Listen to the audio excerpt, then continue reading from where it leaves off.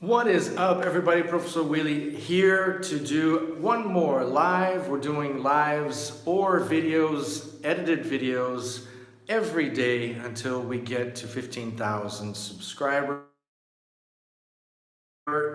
Lives completely in English, so you can practice your listening. Or if you're one of the people that are participating in our advanced English group, so that you can participate, because if you don't speak Portuguese, then you have no reason to watch our regular lives. Today we're going to talk about something that actually came up in our intermediate group, which is the difference between especially and specially.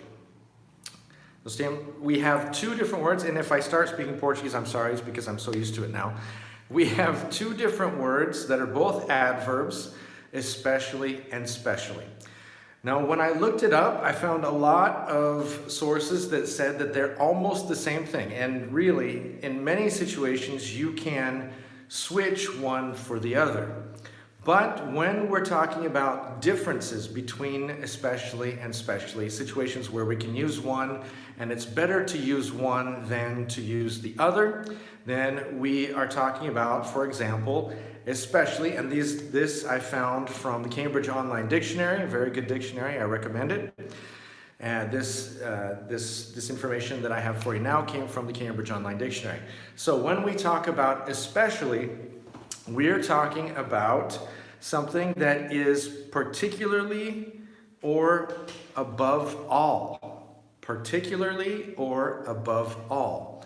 So for example, if you were to say, I am especially grateful to my family. I'm especially grateful to my family. That means that I am grateful to my family above all else. So they are the people that I am most grateful to.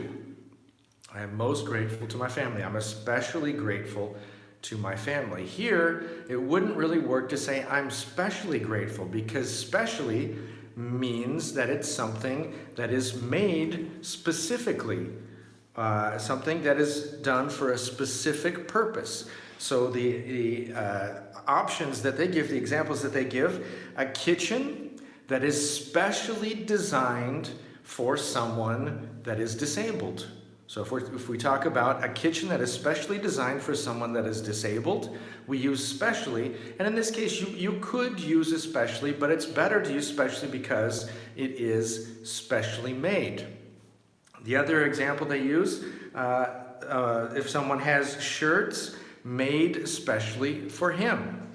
Again, you could say shirts made especially for him, but being that they are made for a specific purpose, then it's even better to use specially in this situation than especially. Okay, so that's the difference between especially and specially. I hope that helps with your vocabulary, and make sure that you come back. If this is your first time, don't forget to like the video, to subscribe, and also to ring the bell so that you'll be notified when we go live or when we have new videos coming up. Let's see who's here to participate with us today. Gilson is ansioso. Gilson, não vejo a hora. Já estou aqui. Ilma is here. Isaac Nunes is here. Marcelo Ribeiro, hello. Good to see you, Marcelo. Thanks for coming. Now let's go to your questions. And remember, this is an all English live stream, so do your best to ask your questions in English, and then I will do my best to answer them in English. So let's go. These little Portuguese words will crop up. Então, which means so for those of you who don't speak Portuguese. These little habits that I have now when I speak. Good evening, Elio Souza. Good to see you. What's your question? If you don't have a question, then let us know where it is that you're watching from. Hopefully we have some people from all over the world, because I let our intermediate and our advanced groups know that I was doing a live stream in English. So hopefully we'll be able to pick up some people from other parts of the world, not just Brazil, even though I'm obviously very grateful for those of you that are watching from Brazil. Good evening, Marcos Oliveira. Good to see you. Thanks for coming. What's your question and where are you watching from? Let us know. Isaac's in São Paulo. What part of São Paulo, Isaac? Because it's a big place, I hear. I've only been to the airport. Well, actually, I went to Campinas once for a couple days to visit a friend. But I've only been to the airport and Campinas. Those are the only parts of São Paulo that I've been to. Itapecerica da Serra. Wow. Is that interior? Is that the interior? Is that in the countryside or closer to the city itself? Where else? Other people, where are you watching from? Marcos and Elio, Marcelo, Ilma, Agilson, where are you watching from right now? And what are your other questions? Let's get to your other questions. 30 kilometers from São Paulo, okay. Anybody know how many miles that is? I still don't know really well. I think it's 1.5 kilometers for every mile, if I'm not mistaken. Watching from Uberlândia, Minas Gerais, okay. Thanks, Everton. Uberlândia. How far is that from Belo Horizonte? Belo Horizonte is on my list of cities to visit before I die. Marcos is watching from Brasília, okay, very good. So, Everton, how far is Uberlândia from BH, from Belo Horizonte? Sup, Fred, good to see you. How are you? What's your question and where are you watching from? 550 kilometers from Belo Horizonte. So remember, when we talk about distances, we use from when we are talking about a preposition that talks about origin. So that's why we ask, where are you from? And we don't ask, where are you of? Where are you from? Because we're talking about origin. So when we talk about distances, it would be 550 kilometers from Belo Horizonte. Because from, we're counting from the origin of Belo Horizonte to Uberlândia. Okay, very good, 550 kilometers. Professor, good evening.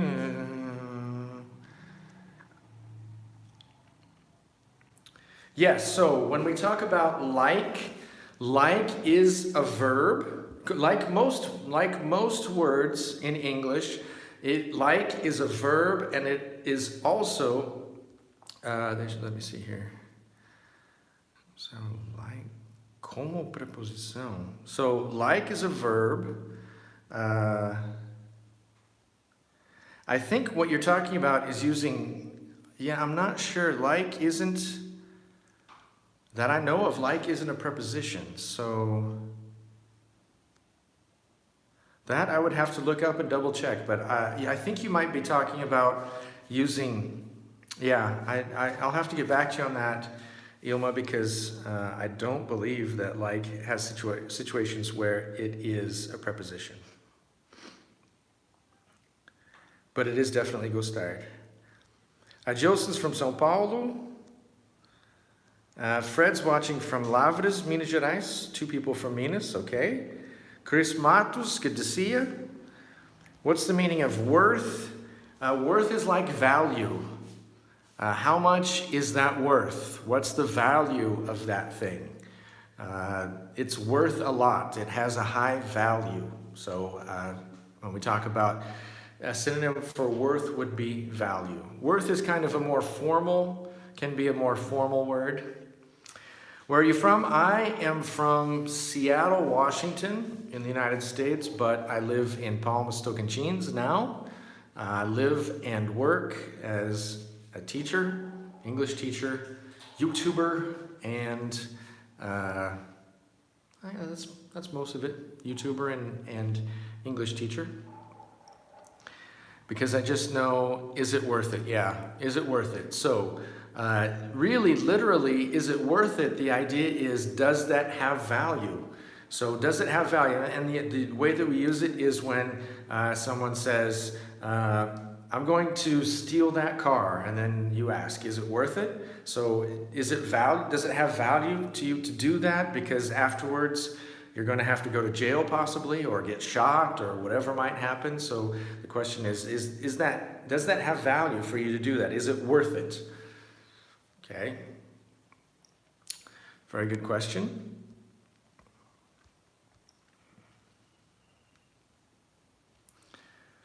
Anything else? Any other questions? Waiting for Pedro, because Pedro was the one that asked me to do a live in English, but Pedro's not here yet. Sometimes he gets here a little bit later, but we'll give him a couple minutes. Yes, we have 5 WhatsApp groups. We have 2 groups that are basic in Portuguese. We have a group that's intermediate, a group that is advanced, and a speaking group that's kind of dead. But we do have it. We have 5 groups. If you want to get into, looks like you're probably at least intermediate or advanced, then you should do a search afterwards. Put ACES English WhatsApp, and then all of our videos will pop up, and you'll see the video on the advanced group, and it'll show you how to apply. Our intermediate group and our advanced groups have a process to apply. You have to take a level test and then send me the results. We don't let anybody into the intermediate or advanced groups. You have to actually be intermediate or advanced in order to get in. So if you do a search for ACES English What's Up, then you'll be able, that video will come up on how you can, the link that you need to go to in order to apply. Do you have irregular verbs video? I don't, because there are so many. I probably should do one no matter how many there are, but maybe I should do, I'm thinking possibly I could do the 20 or 25 most used irregular verbs. Maybe I could do something like that. So you'll probably have to remind me, Gilson, you'll probably have to remind me, but if you remind me, I will put that on my list of videos to do that are edited videos to do. I hear people saying to get more done, but can I say to do more? Yes, very good. To get more done or to do more, both, they are synonyms and they mean the same thing. Very good. What's the difference between thanks and thank you? And thank you is more formal and thanks is less formal. So you can use it in more situations. So that's the difference. But when you say difference, remember that we say, when we use difference between. And that's just because prepositions are crazy. So what's the difference between, and then the two things. So not the difference of, but the difference between. But yeah, so thank you, same kind of thing. So we have thank you, which is a little bit more formal, and thanks, which is a little less formal. We have, what else? We have, I forgot the other one I was going to say. Let's go on to the next question because I completely drew a blank.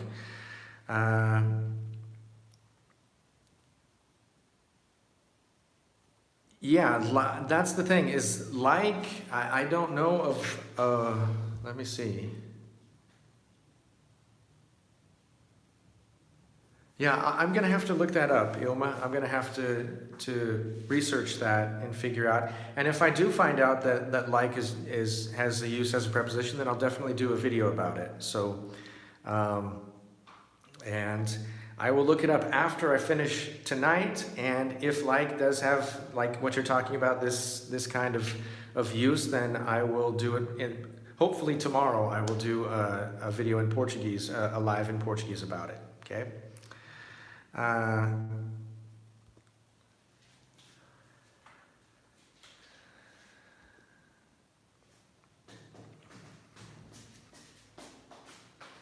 Yeah, and I don't know.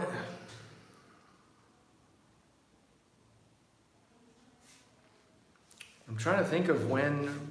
So you have like. So he's a person like that person. So that's the use. How we use, yeah, I don't know if that's a preposition or what, but I really am going to have to look that up. Okay, any other questions? Other than Ilma's that I'm going to have to take a look at? If not, then don't forget to give us a like. That will help out. And share the video with your friends. Hello, Erickson. How are you? What's your question and where are you watching from? Is what I'm asking everybody so far.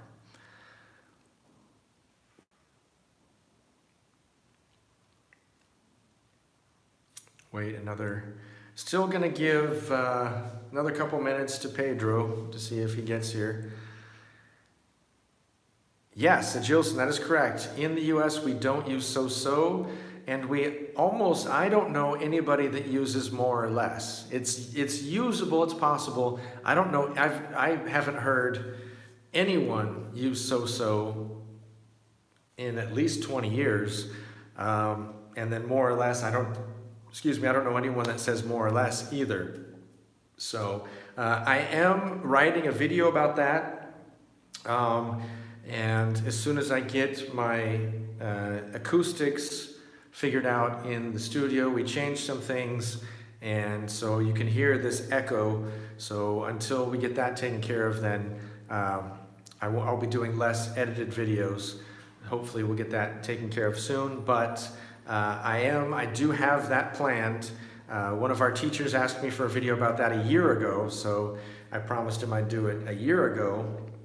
And now I have all my research done, and I just need to set up the slides and record the video. So those are the things that I need to get done in order to get that video out. But yes, I do have a more or less, so, and all of the things that we actually use instead of more or less or so. You normally do lives like that? Sorry for the mistakes. Yeah, do you normally do lives like that? Yeah, I usually, probably 99% of the lives that I do are in Portuguese. So explaining translations and expressions and stuff like that.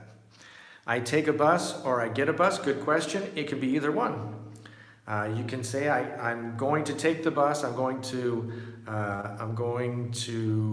get the bus, I'm going to go on the bus.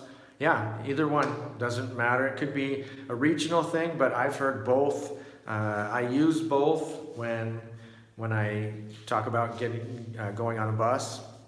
Same thing, and pretty much any way that any means of transportation. If you say I'm gonna take the subway, I don't know if you can say I'm gonna get the subway. I've never lived anywhere that had a subway, so I'm not sure about that one. But I'm going to take a taxi. I'm going to get a taxi. I'm going to go by taxi, so you can use that for any of those as well.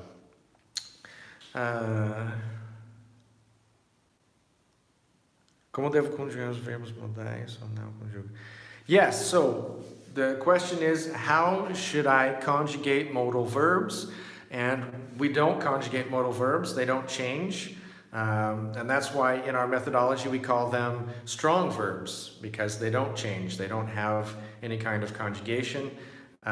They change actually conjugation of things around them. So when we have, for example, I like to go, I need to go, I want to go, when we have those three, then that's the normal form. But when we have a modal verb like I must go, then the to actually drops. I must go, I should go, I could go, I may go, I might go. Any of those actually will change the conjugations of verbs around them, but their own conjugation does not change.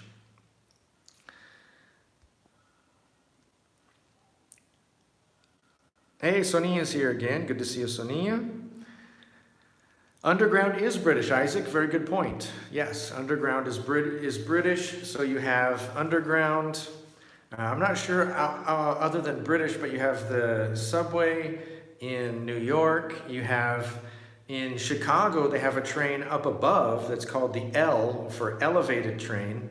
In Seattle, they have a short monorail, which is it's on one thing that goes through one rail, basically. That's why it's a monorail.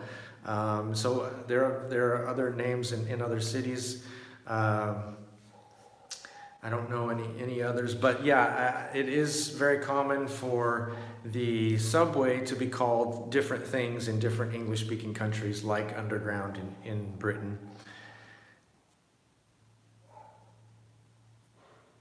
Okay, any other questions for us tonight? If not, that'll do it. In your opinion, what's the best way to learn English? Very good question.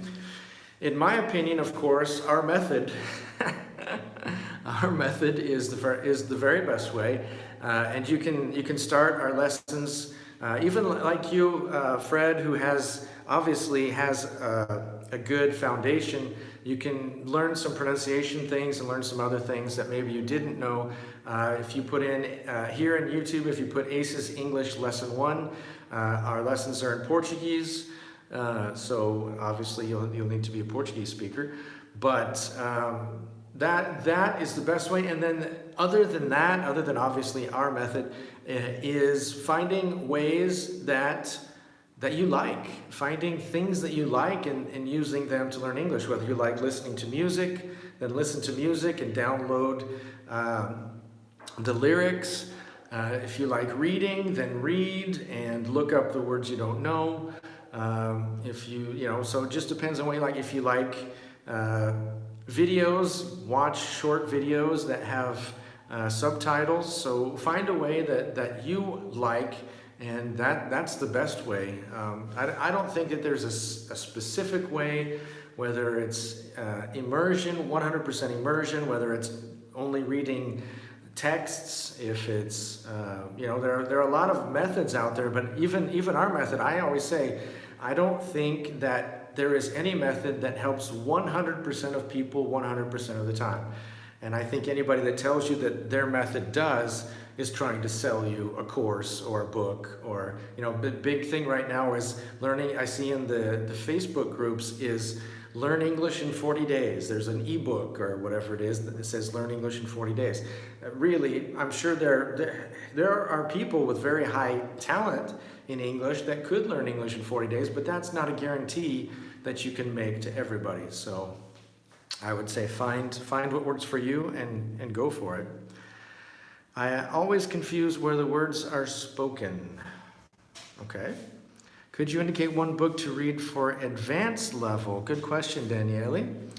I would say, well, I'll tell you my favorite book, and I found it extremely interesting. My favorite book is a book called Mutiny on the Bounty. Mutiny on the Bounty. It's a really interesting book about a ship that went from England to Tahiti in like 17 something, I think, in the 1700s, and the captain was really bad, and the crew mutinies, and it's really, really interesting. My favorite book of all time.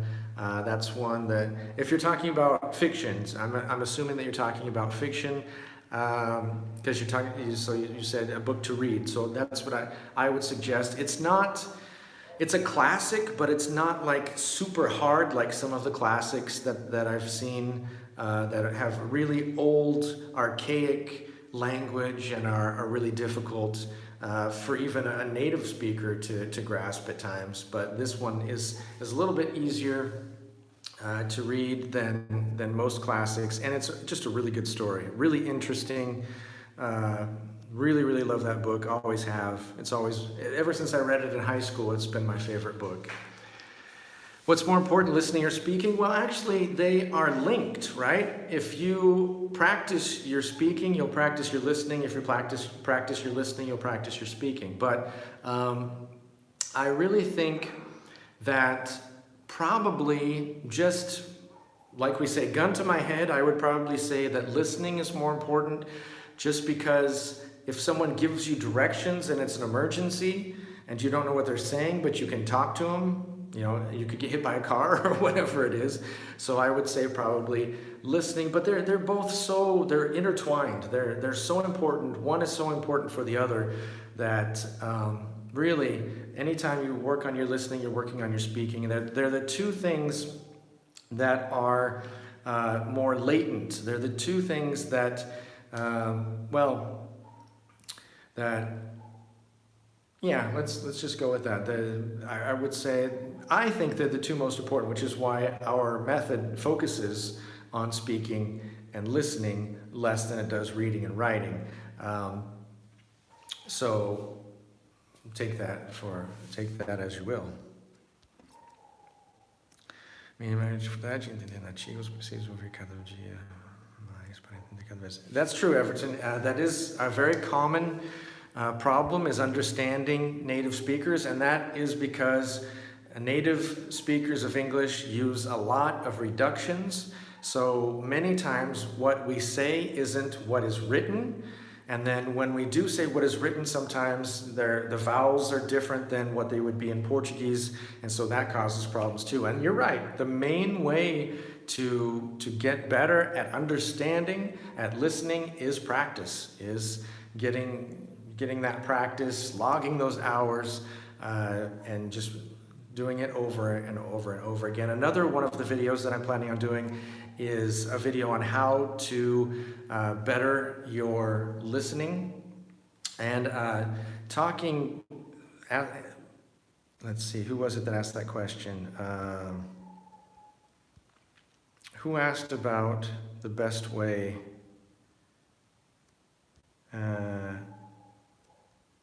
I lost it. I don't see who asked about the best way to learn English, but I'm going to actually be doing a video also about Karina Fragoso's book. And in her book, she talks about the five ways to enjoy learning English. And so I'll be doing a video about those 5 ways that she talks about, and then I'll be doing a series about those 5 ways, and each of those ways, how you can do that. So that's a series that I'm looking to do in the future, so you can be on guard for that. Hello, Ivania, good to see you.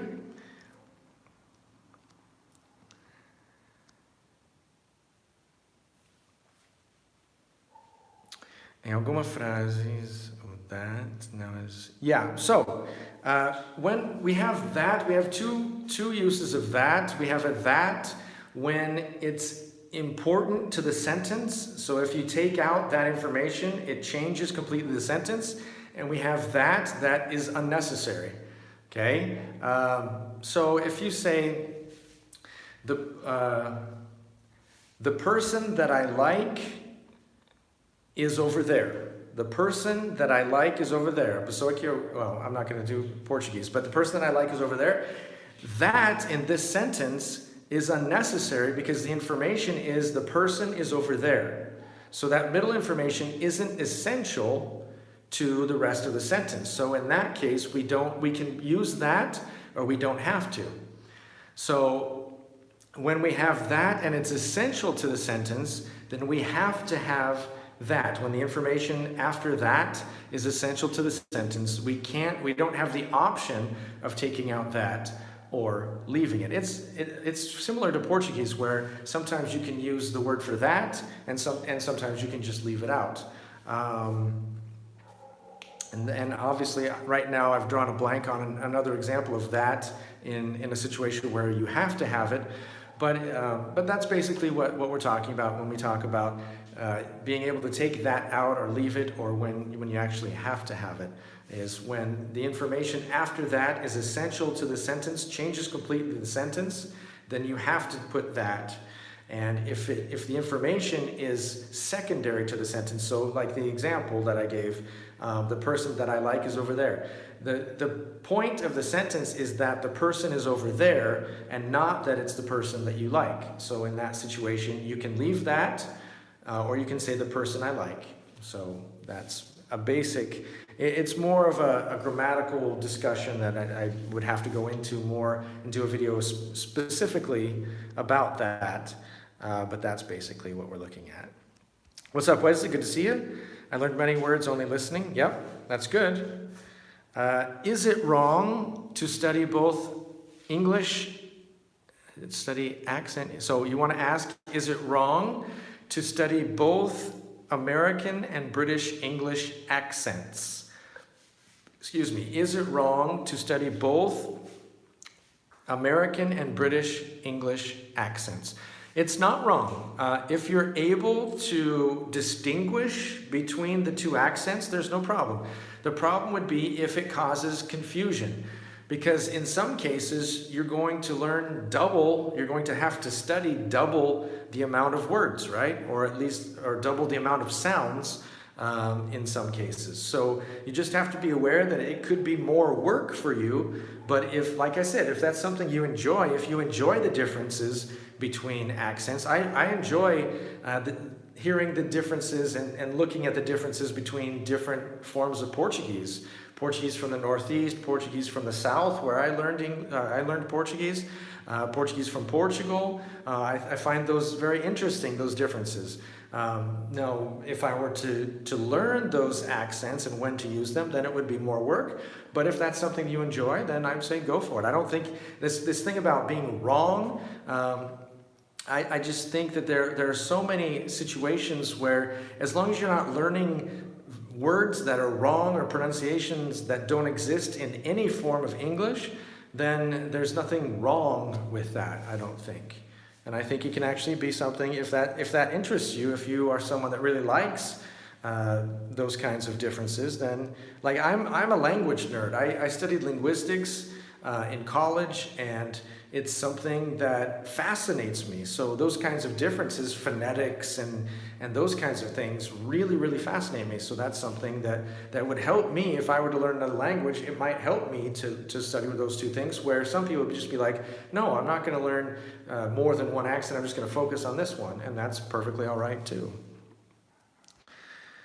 I have a problem concerning typing in English because I was focusing just about orally, so what could you advise me? So then I would say probably a good thing for you to do would be to do translations. I would say that would probably help you. So either take a book in your native language and translate it yourself into English, or take an English book and translate it into your native language. And then find a copy of, if you do to the English, then find the opposite copy, the copy that you're translating to, and compare it. Would be something that you could do to not only grow your vocabulary, but also to be able to work on that, the writing part of it, because you focused so much on the oral, which is not a bad thing. I mean, I think it depending on your reasoning, and that's always another thing when we talk about things that are wrong when you learn English. What's your focus? I mean, if your focus is to travel all over the world and speak, why would you focus on writing, right? If your focus is to be an international journalist, you better focus on writing if you're going to be writing for a blog or a newspaper or something like that. But if you're going to be on the radio, then why would you focus on writing, right? So a lot of it depends on what your focus is, what it is, what's your intent, what do you intend to do with your English. So you have to take a look at that, and then that in and of itself will help determine what's wrong or what's right, because it's what's wrong or what's right for you in your journey of learning English. But that's what I would do. I would do some translations, maybe start off with a newspaper or something like that, and do some translations and then compare them afterwards. I think that could help. You're welcome, Erickson, no problem. I can hear about 90% you are saying, but my comprehension is about 75%. Well, 75% is still good, right? 3/4, it's not bad. We'll work on it, right? We'll work on it. In my point of view, words with TH are too hard to say, okay? So, my point of view, not my point of vision, but my point of view is the expression. Words with TH are too hard. So we have too much and we have too many when we're talking about nouns. Too much money, right? Money is uncountable. Money is uncountable. Dollars, reais, these things are countable. Money in and of itself is uncountable, so we say too much money. Too much time. Time is also uncountable in and of itself. Seconds, minutes, hours, days, years, decades, centuries, those things are countable, but time in and of itself is uncountable, so we say too much time.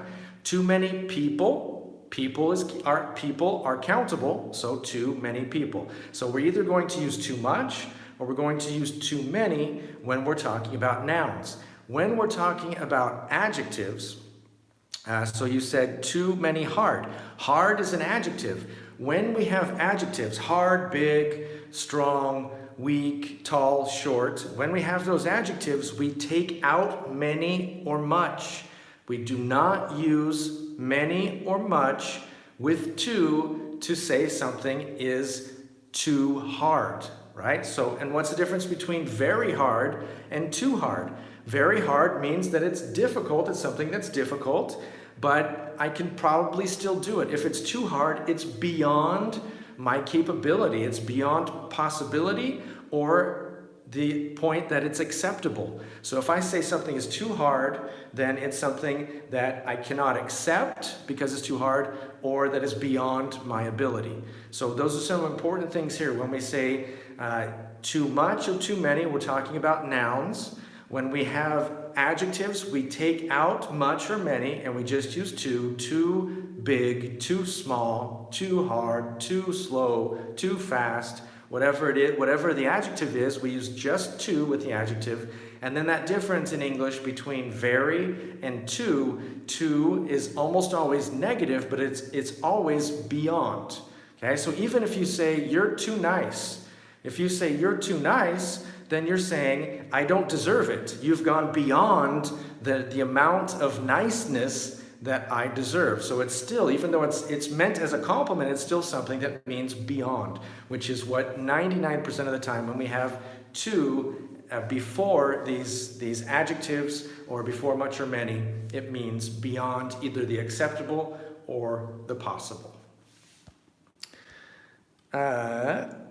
Okay, so TH words can be difficult, especially if you're a Portuguese speaker, because there's no TH sound, but it just takes practice. You know, I have students that in one class, from the beginning of the class to the end, are able to do it. I would suggest you watch, so that you do, if you're a Portuguese speaker, that you do a search for ACES English Guia de Pronúncia. That will help you a lot with TH and with other sounds that we don't have in Portuguese, like a and I.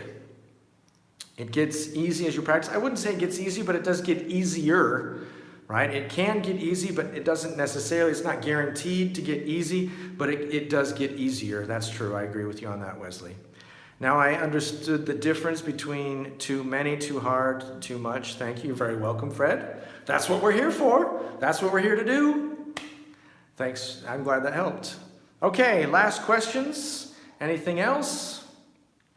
If not, I'm going to go watch Netflix with my wife.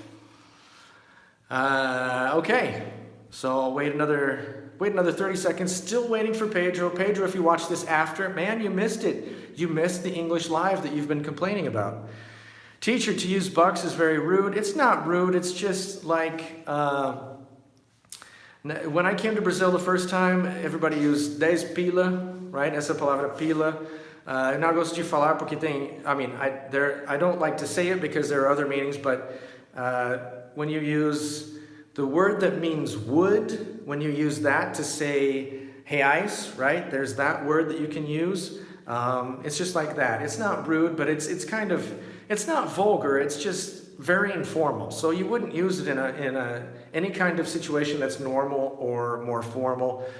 It would be used almost exclusively in situations that are informal. It's like the word cop or police officer, right? So we have police officer, we have cop.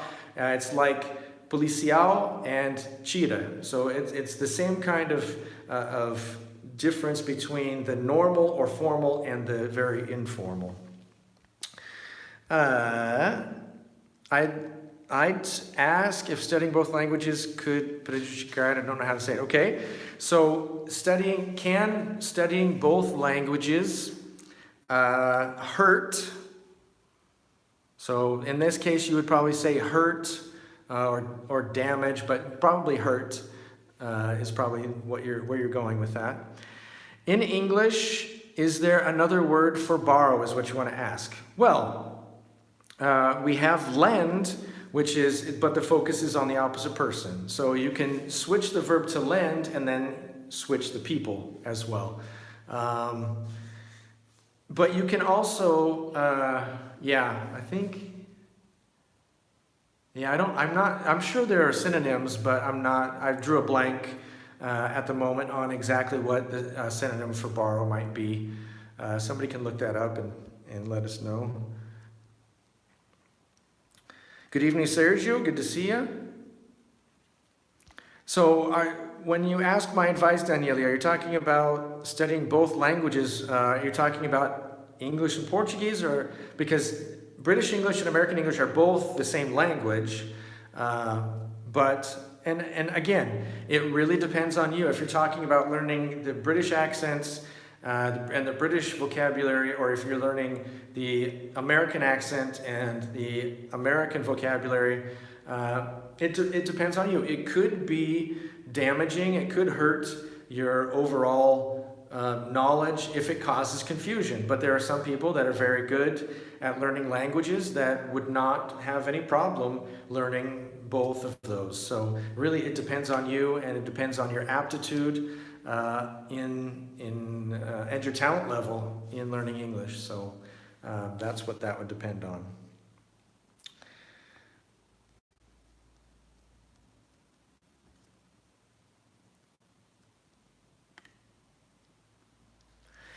Okay, so that's going to do it for me tonight. Thanks very much for being here for this live in English. How do you pronounce knowledge?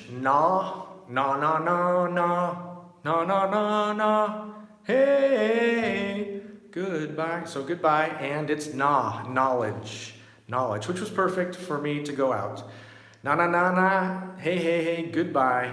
See you tomorrow. I'll be back with another video. You're very welcome, Fred, and everybody else. Tomorrow we'll be back probably with another live, but it'll be a live in Portuguese if you'd like to join us at around, I have a class until 8, so it'll either be 8:30 or 9 around that time. Come back and see us and write down your questions, ask your questions, and I'll answer them. Bring your questions and I will answer them to the best of my ability. As you saw in this live, sometimes I don't have off the top of my head all of the answers, but if you remind me after, then I will definitely look those up and let you know what I find. Sergio says the best class I've watched. Thanks, Serge. You're welcome, Daniele. Come back and see us again. Everton, you're welcome. All right, guys. Thank you very much. So we'll probably, last time we did an English live, we had like 5 people and it was bad.